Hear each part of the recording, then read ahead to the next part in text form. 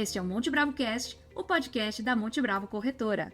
Eu sou Malena. Eu sou o Diego e o momento mais esperado do ano finalmente chegou. Os Estados Unidos fizeram o primeiro corte na taxa de juros por lá. Agora, um novo capítulo começa para a economia global. Só que, no Brasil, a história é um pouco diferente.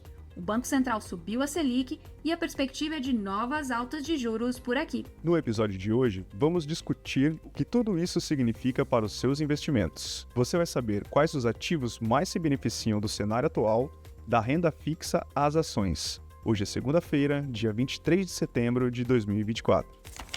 A semana passada foi bem movimentada na política monetária, com decisões sobre juros nos Estados Unidos, na China, na Inglaterra e no Japão. De longe, a decisão de maior peso para o cenário global foi a dos americanos. O Fed cortou sua taxa em 0,5 ponto percentual, um movimento que consideramos mais agressivo. Os juros por lá agora estão na faixa de 4,75% e 5% ao ano. Diferente da nossa visão, que era a de um corte mais suave, o Fed entendeu que havia espaço para acelerar. E isso reforça dois pontos importantes. Primeiro, o Fed tem confiança de que a inflação está no rumo desejado.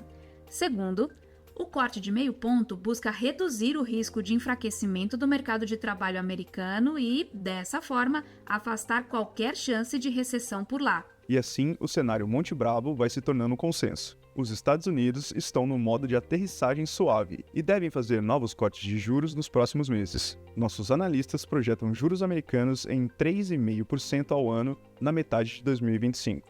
Isso cria um panorama favorável para as bolsas de valores e outros ativos de risco no mundo todo. Tanto é que a resposta do mercado veio com força. As bolsas de valores nos Estados Unidos, na Europa e no Japão tiveram ganhos expressivos na semana passada, acima de 2%. O petróleo, o ouro e até o Bitcoin entregaram números positivos. Além disso, o dólar chegou perto dos níveis mais baixos em um ano, na comparação com outras moedas de países desenvolvidos. Essa era a reação esperada. A redução dos juros nos Estados Unidos tendem a diminuir a atratividade dos títulos americanos e favorecer o fluxo de dinheiro estrangeiro para outros países, especialmente os emergentes. Só que, falando de Brasil, tem uma pedra no caminho chamada risco fiscal. Foi ele o principal fator que levou o Banco Central brasileiro a subir a Selic de 10,5% para 10,75% ao ano na semana passada. E ainda não acabou. Aqui na Monte Bravo, projetamos a Selic em 12% no início de 2025. Tudo isso por causa das dúvidas sobre o controle dos gastos públicos. Aliás, na última sexta-feira, vimos mais uma atitude que reforçou essa incerteza. O governo decidiu reverter o contingenciamento de 3,8 bilhões de reais em despesas anunciado em julho. Decidiu também aumentar o volume total de gastos bloqueados em 2,1 bilhões de reais. Apesar do bloqueio maior, a contenção total de despesas diminuiu. Em julho eram 15 bilhões de reais e agora são 13,3 bilhões. Na prática, ainda que haja uma previsão de receita que acomode esses números, isso gera mais dúvidas no campo fiscal. Essas dúvidas prejudicam a credibilidade do governo, um fator essencial para atrair dinheiro para cá. É por isso que acreditamos que a Bolsa Brasileira vai se beneficiar da queda dos juros norte-americanos, mas não tanto quanto poderia. Nossas projeções indicam que o Ibovespa deverá sair dos atuais 135 mil pontos e atingir 145 mil até o fim do ano, ou um pouco mais do que isso.